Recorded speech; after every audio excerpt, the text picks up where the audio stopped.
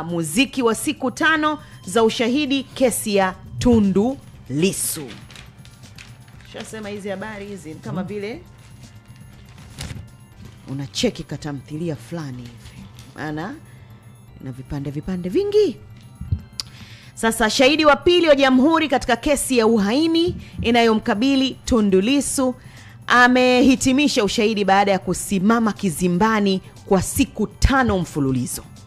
Shahidi huyo ni mkaguzi wa polisi John Kaaya kutoka kitengo cha upelelezi wa makosa ya mtandaoni, dawati la doria mtandaoni, makao makuu ya polisi Dar es Salaam. Amehitimisha ushahidi baada ya Lissu ambaye ni mwenyekiti wa Chama cha Demokrasia na Maendeleo Chadema kumaliza kumuuliza maswali ya dodoso kuhusu ushahidi wake wa kimsingi aloutoa akiongozwa na mwendesha mashitaka, na baadaye kujibu maswali ya kusawazisha majibu yake ya msingi.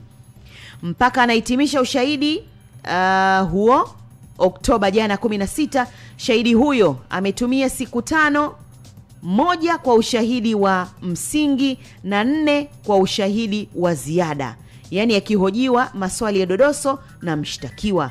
Katika kesi hiyo, Lissu anakabiliwa na shitaka la uhaini akidaiwa kutoa maneno ya kuitisha serikali ya Jamhuri ya Muungano wa Tanzania kinyume cha kifungu cha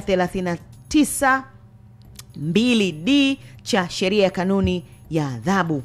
Anadai April 3, 2025 jijini Dar es Salaam, akiwa raia wa Tanzania mwenye utii wa Jamhuri ya Muungano wa Tanzania, alitoa maneno ya kuitishia serikali na kuonesha nia hiyo kwa kuchapisha maneno hayo katika mtandao wa kijamii kuwa wakisema msimamo huu unaashiria uasi. Ni kweli, kwa sababu tunasema tutazuia uchaguzi, tutahamasisha uasi, hivyo ndivyo namna ya kupata mabadiliko. Kwa hiyo tunaenda kukinukisha sana huu uchaguzi, tutaenda kuuvuruga kweli kweli, tunaenda kukinukisha vibaya sana.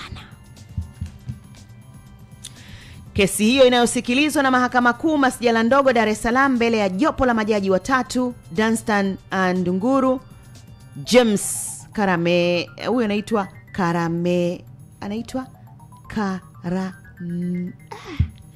tulia.